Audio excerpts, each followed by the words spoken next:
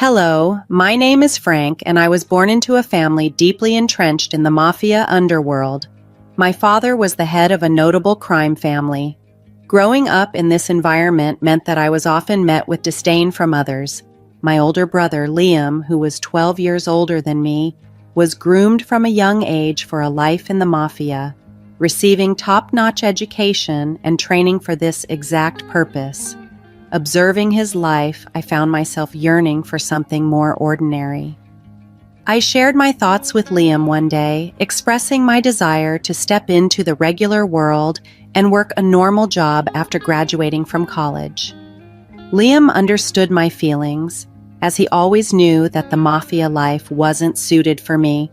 When I discussed my plans with our parents, they were harsh, choosing to disown me rather than listen to my reasons. Undeterred, I left home after graduation and landed a job at a general construction company, eager to embrace life as a law-abiding citizen. I introduced myself to my new colleagues with a sense of immense relief and excitement, delighted to finally live the life I had always wanted. My personal life also began to flourish.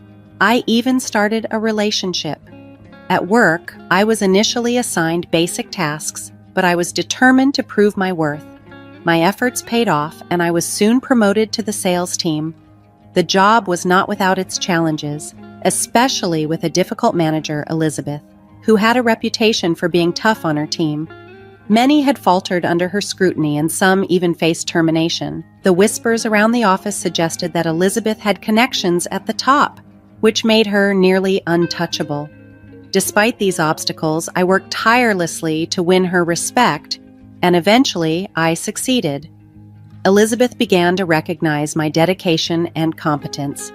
"You're surprisingly good at your job," she remarked one day, a rare compliment that hinted I was finally making my mark. Thanks to my persistent efforts, Elizabeth warmed up to me, and it felt like a significant victory in my new life outside the Mafia. However, the atmosphere started to shift in a concerning direction after that. "Hey, are you free after work today?" Elizabeth asked one evening. I had plans to run some errands and intended to head straight home. Then are you free next Friday?" she persisted. Considering my schedule was open, I agreed, albeit reluctantly. "Let's go out to dinner next Friday." With a girlfriend I was deeply committed to, the idea of dining alone with another woman was unappealing. But, convincing myself it was just a work commitment, I accepted. Elizabeth chose a rather posh restaurant, explaining, "You've been working hard lately. I thought I'd treat you." During the meal, she remarked, "It's a big deal to be liked by me, so you should feel confident." The dinner passed quickly. My mind was preoccupied with the desire to get home. As the evening wore on and the last train's departure neared, I prepared to leave. "Thanks for the meal," I said, standing up to go. Suddenly, Elizabeth's tone changed. "Hey, I'm kind of in the mood for that sort of thing today," she hinted, suggesting a more intimate continuation of the evening. Stunned, I responded, "I can't do that. I have a girlfriend whom I care about deeply." Her mood soured instantly. "Well, that killed the mood. I've lost my desire to treat you. Pay for your meal," she snapped before storming out. Left to settle the expensive bill myself, I caught the train home, pondering the awkward turn of events. The next day, Elizabeth's demeanor towards me was frosty and detached, as if she were an entirely different person. Moreover, rumors began circulating that I had tried to coerce her into going to a hotel, portraying me as the aggressor. Despite these challenges, I didn't let the rumors deter me. I remained focused on my work, even as I felt increasingly ostracized. Then, one day, Elizabeth approached me unexpectedly. "Hey, we're meeting a new client tomorrow. You should come with me," she instructed. Surprised, I mentioned, "But the company said we shouldn't take on new clients right now." Her reply was curt, signaling that this was not up for debate. As challenging as the situation had become, I knew I had to navigate these troubled waters carefully. Due to staffing shortages, Elizabeth had already cleared our client meeting with the higher-ups, ensuring there would be no objections. When I expressed concerns, she sharply retorted, "You think you're important enough to talk back to me?" It wasn't about talking back. I was simply voicing a legitimate concern. Regardless, I found myself being coerced into attending the meeting. Elizabeth was adamant. "Come on, I'm driving, get in." Normally she never drove, but today was different. We drove in silence until, unexpectedly, Elizabeth pulled into the parking lot of a motel. Confused, I asked, "What is the meaning of this? I thought I made it clear last time that I wasn't interested in this." "Just come inside and we'll talk," Elizabeth insisted, brushing off my protests as if they were nothing. Despite my reluctance, I followed her into the motel, promising myself that I would keep my wits about me. Inside the room, the situation took a dark turn. As soon as I entered, I was shoved from behind, crashing to the floor in pain. Dazed, I looked up to find not just Elizabeth, but 4 menacing-looking men armed with bats and golf clubs. "What is this all of a sudden?" I demanded, trying to make sense of the ambush. "Just shut up and be quiet," one of the men growled as he swung a bat at my leg. A sharp pain surged through me, rendering me unable to stand properly. Elizabeth, with a twisted sense of satisfaction, revealed, "I'm the mistress of a Mafia underboss. These are his men. In other words, they work for me too," she added, her voice cold and detached. The reality of my predicament sank in as the men prepared to continue their assault. "Take this guy to the limit," Elizabeth ordered them. The beating was brutal and relentless. Every time I neared the edge of consciousness from the pain, a harsh jolt would pull me back to the harsh reality. "Don't kill him yet. We've got to take him to the very limit," Elizabeth instructed her henchmen as they continued their vicious attack. Initially, I was subjected to a brutal beating, leaving me severely injured but still alive. One of the men hesitated. "Are you sure about this? He's messed up and he works with us at the company." "It's fine," another responded dismissively. "He's just a regular employee, doesn't have any pull like I do. Let's think up some more fun stuff to do with him next."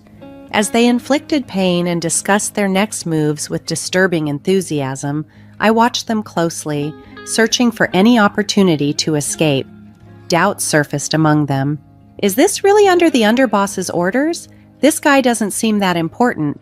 "Are you questioning me?" Elizabeth snapped back. "The underboss said to use you guys as needed." As they momentarily turned away to argue, I mustered all my strength, pushed myself up, and stumbled toward the door. "Hey, wait! Don't let him get away!" I heard Elizabeth shout as I forced the door open and limped away as fast as I could. As I ran, I noticed something odd.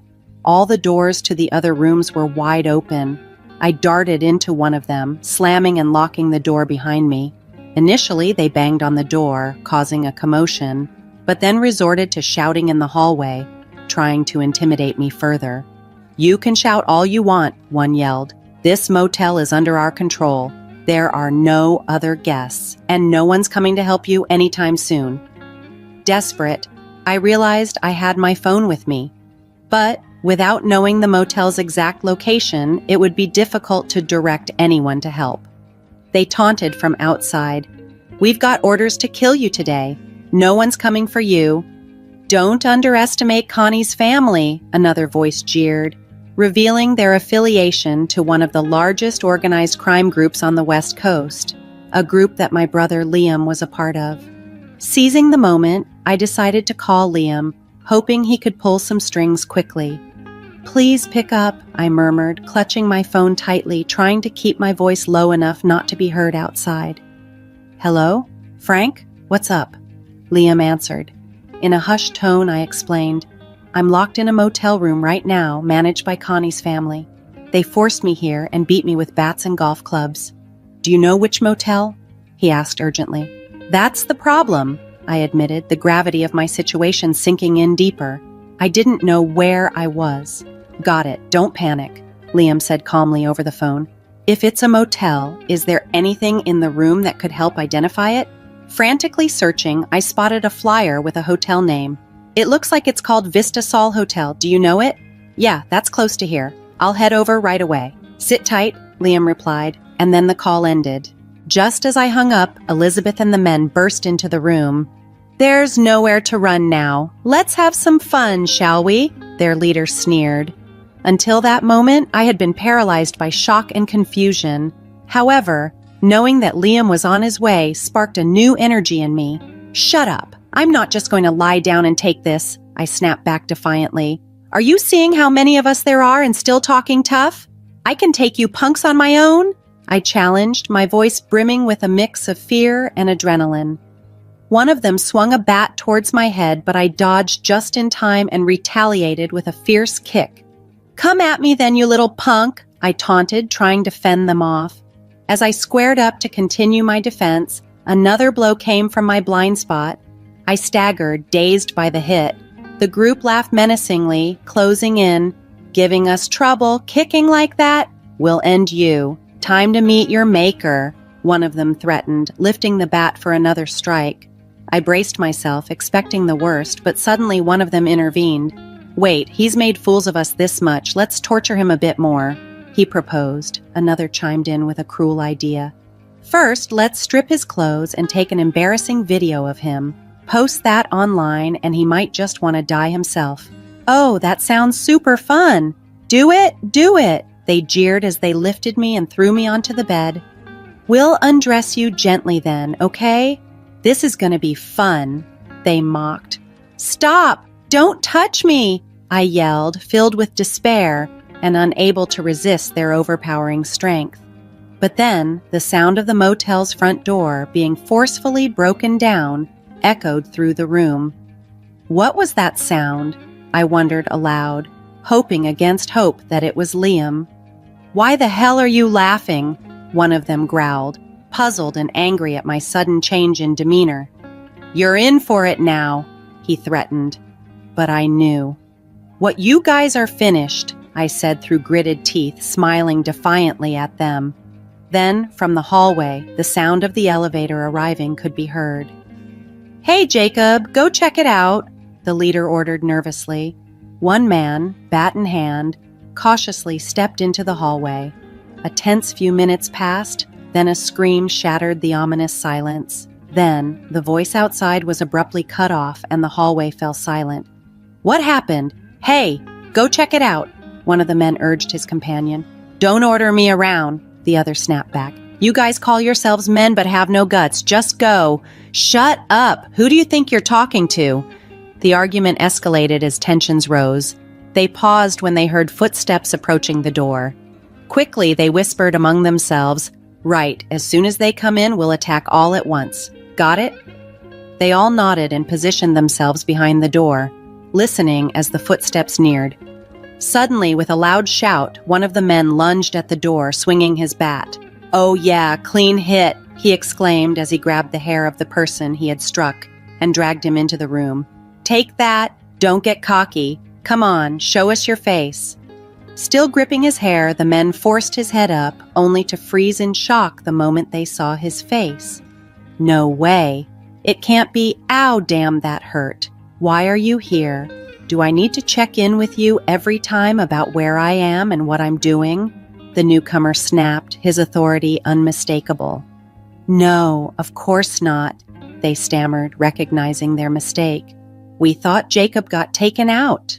Shut up, no excuses, the figure, clearly Liam, retorted as he dealt a punishing blow to one of the men, then turned to the other. You're next, huh? I was just following orders, but you still hit me good, didn't you? I'm sorry, the man pleaded, but Liam was relentless, beating him until he was almost unconscious. After ensuring they were no longer a threat, Liam hurried over to me. Looks like they did a number on you. You tried to fight back but couldn't win. You're not used to fighting after all, he observed, helping me up and sitting me on the bed. What happened? These guys are from our family, aren't they? I managed to say, still reeling from the ordeal. Yeah, but it seems like they were told to kill you and jump you all of a sudden. Who beat you up? Liam asked. All three of them did whatever they wanted, including the guy you dragged in, I said, pointing at each of them and making eye contact. Liam stood calmly, then turned to address Elizabeth, who had remained silent until now.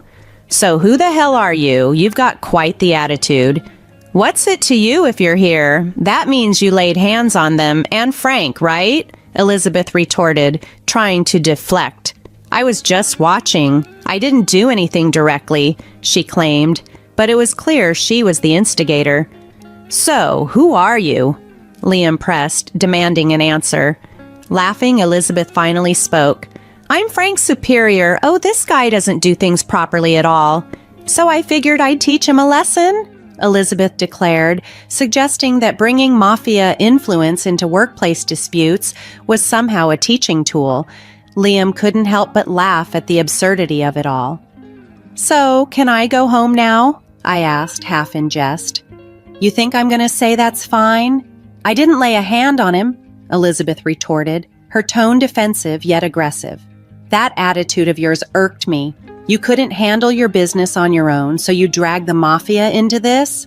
Is it my fault for not obeying my boss just because she's a woman?" "Don't play that card. Do you mean about not going to the hotel?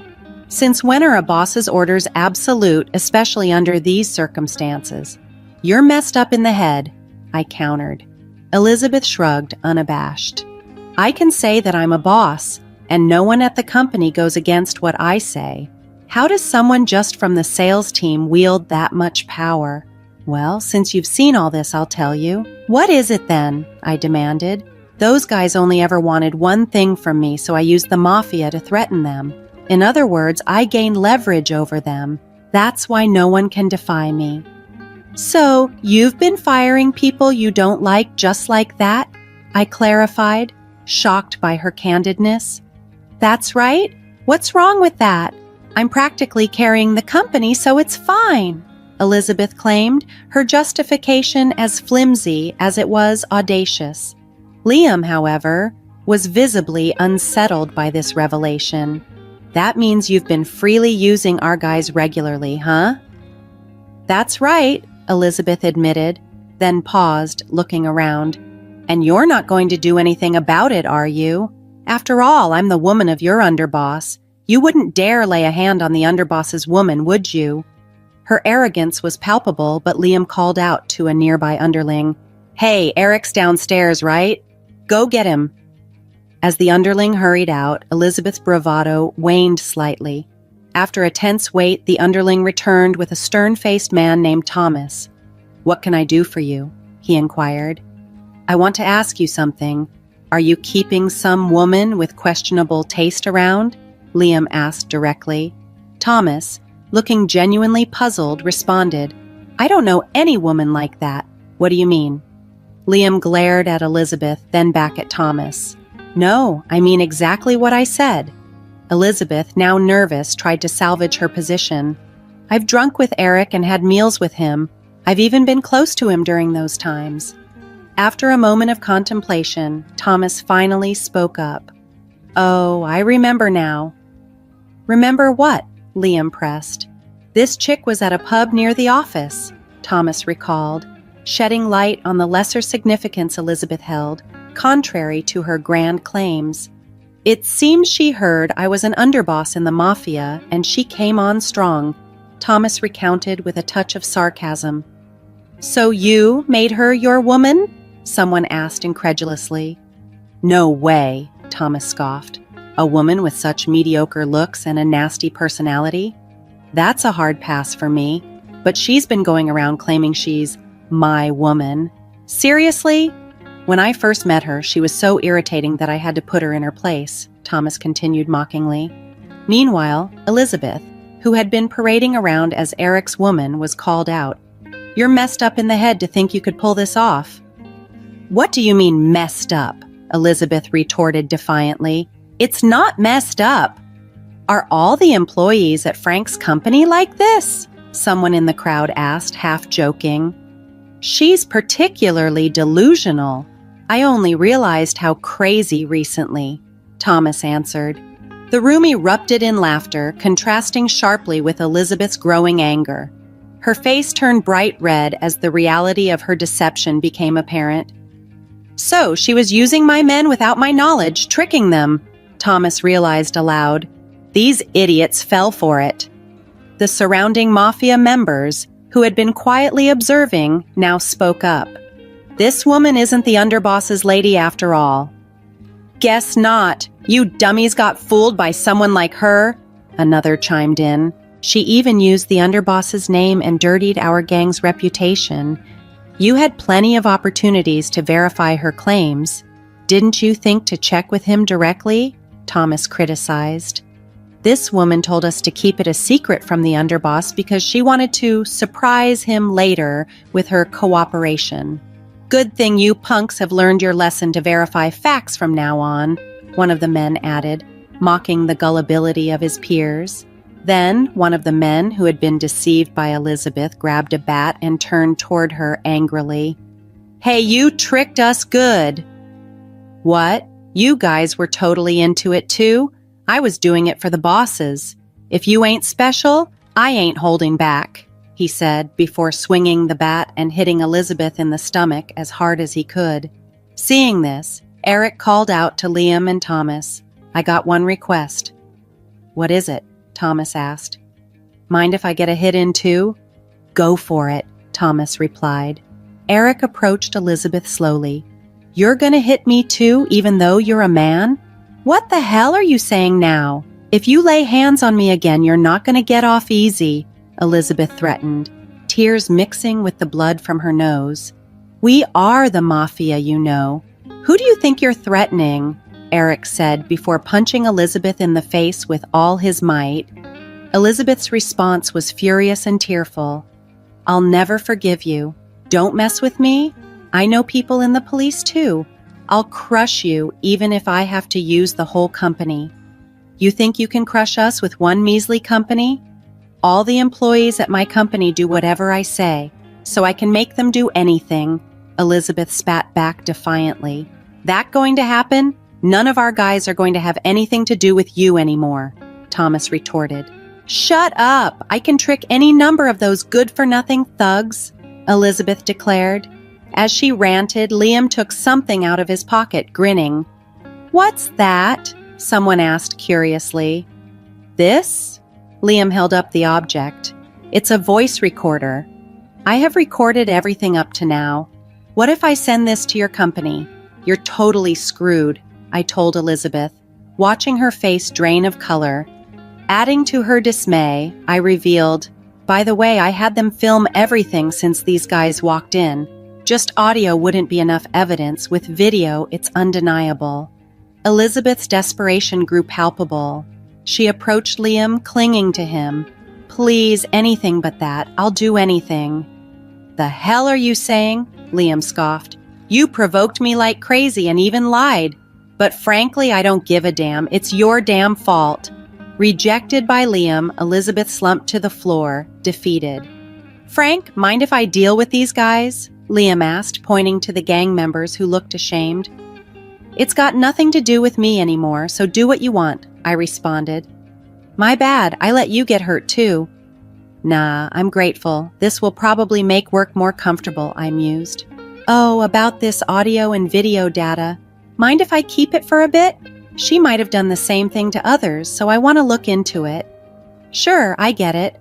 I'll send the data to your company later. Do whatever makes you happy, bro, Liam agreed. Then the gang members took Elizabeth and the guys who had used violence and left. I wanted to talk with you a bit too, but go home for today. I'm okay, it's just this much, I reassured Liam. No way, go to the hospital and get checked out properly, he insisted as he left the room. Eric then stood in front of me, nodded, and started speaking.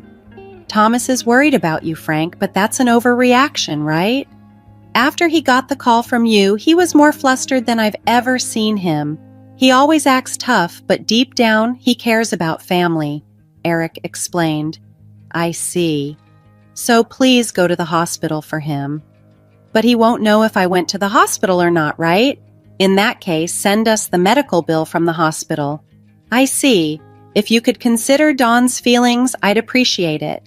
That day, I told them I was going straight home instead of to the office and headed to the hospital. Fortunately, there were no abnormalities with my bones, but since I had bruises, the hospital asked about the circumstances. However, I couldn't exactly say I got beat up by the Mafia, so I insisted I fell and went home.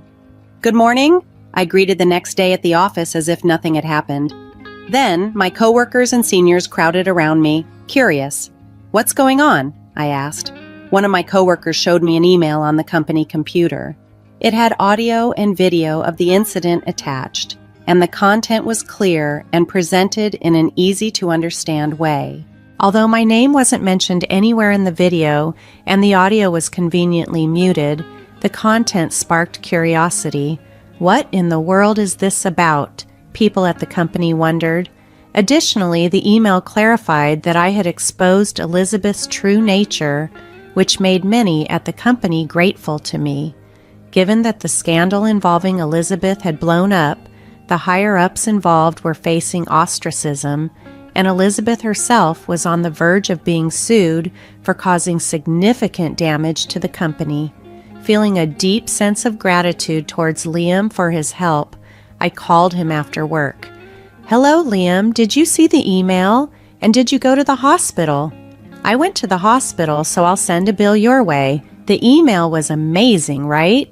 I edited it so people wouldn't find out you're my little brother," Liam revealed. "So that's what it was. Well, thanks.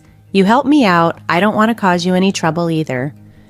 Come on, trouble is a feeling I get now that being a white-collar worker is tougher than being in the Mafia, depending on the time and place, Liam said, somewhat humorously. Somehow it felt like I was talking to my brother for the first time in a long while. "But I respect you, you know. There was a time when I didn't want to become involved in Mafia life." "Is that so?" Liam seemed surprised. "Yeah, but I couldn't say that.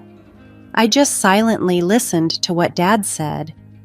"Yeah, but you properly stated your opinion and stuck with it, even if it meant getting disowned." "That's true. I always thought that was so cool of you." "I'm glad you thought of me that way," I responded, feeling a warm sense of pride. "Yeah, I'm genuinely proud to have you as my little brother. Thank you. This must be some kind of fate. Let's go out for a meal sometime," Liam suggested. "That's going to be your treat then, right?" I teased. "Well, I'm the older one, so I'll pay for that." I ended the conversation feeling a mix of frustration and gratitude about the entire incident, but also a renewed connection with my brother, something that had been missing for a while.